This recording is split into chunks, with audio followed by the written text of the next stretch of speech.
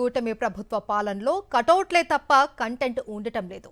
ఎలివేషన్లు ఎక్స్ట్రాలే తప్ప రియాలిటీ కనిపించడం లేదు.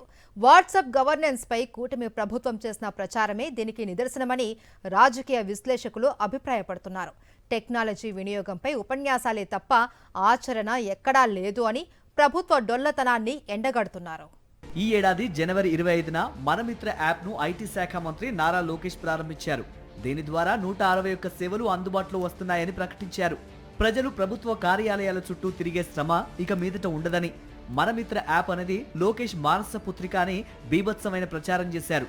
ఈ యాప్ ఆంధ్రప్రదేశ్ రూపురేఖల్ని మార్చేస్తుందని, ఇదొక గేమ్ చేంజర్ అని కనీ విని ఎరుగని రీతిలో ఎలివేషన్లు ఇచ్చారు.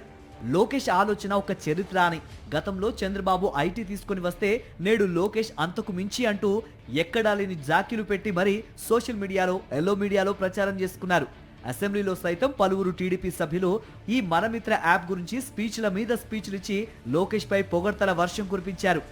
ఆంధ్రప్రదేశ్ దశ దిశ మార్చడానికి లోకేష్ రాత్రి పగలు తేడా లేకుండా కృషి చేస్తున్నారని, అందుకోసం మనమిత్ర యాప్ తెచ్చారని చిన్నబాబు దృష్టిలో పడ్డానికి నానా ప్రయత్నాలు చేశారు.